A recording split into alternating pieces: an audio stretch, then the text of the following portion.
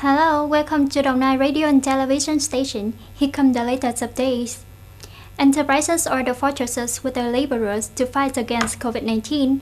Prime Minister Nguyễn Xuân Phúc made the affirmation at a meeting on March the 12th with leaders of large private corporations in the context of complicated COVID-19 pandemic. At the meeting, Prime Minister Nguyễn Xuân Phúc shared difficulties with the business community strongly affected by the COVID-19 pandemic over the past 2 months.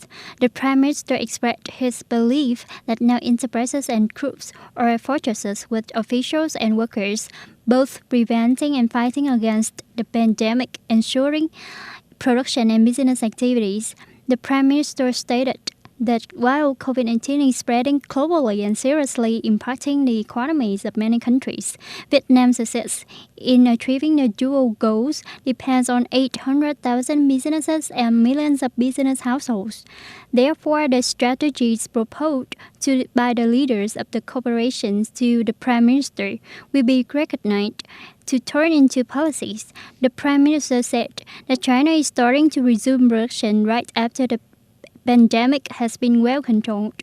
Japan and South Korea are also preparing to be able to resume production and business from the end of April or the next 2 months. Therefore, Vietnam must also be proactive so as not to miss any opportunities.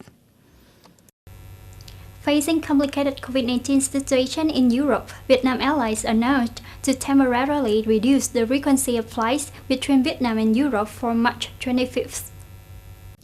Vietnam Airlines will temporarily reduce the total of 14 flights per week between Vietnam and Europe. The reduced routes include those between Hanoi, Ho Chi Minh City, and London, UK, Paris, France, and Frankfurt, Germany.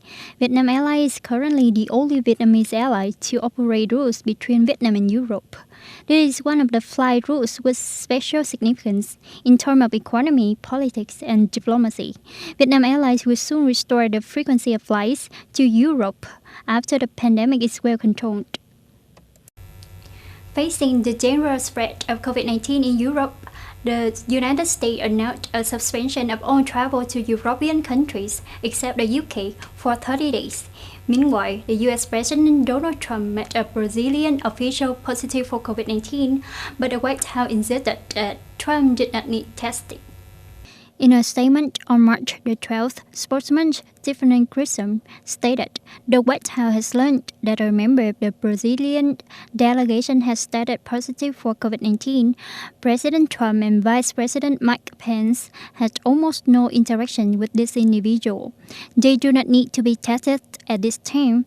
Earlier on the same day, Brazilian media reported Fabio Wardgarten, who accompanied President Jair Bolsonaro during a visit to the U.S. last weekend, was positive for COVID-19.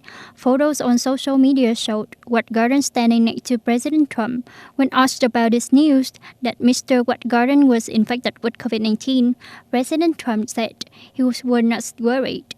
The U.S. currently records 1,670 cases of COVID-19, of which 40 have died, and Brazil has recorded 52, and there have been no deaths.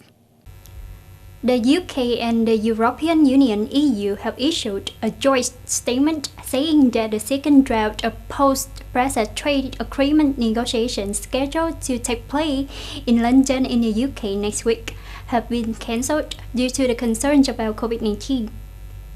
The joint statement stated, amidst the latest developments related to COVID-19, the UK and EU trade negotiators came to a decision not to hold the negotiation round next week in London as originally planned. Instead of meeting face-to-face in London, the negotiators said they are looking for other ways to continue negotiation, taking into account the form of online conferencing. More than 100 EU trade experts are expected to travel to London next week to continue Round 2 talk. After the first round of talks ended, EU negotiating leaders Michael Barnier reviewed serious differences of opinion between the UK and EU. Two sides plan to conclude 5 rounds of negotiations by mid-May 2020 and will hold a UK-EU summit in June 2020. That's all of the news for today. Thank you for watching and goodbye for now.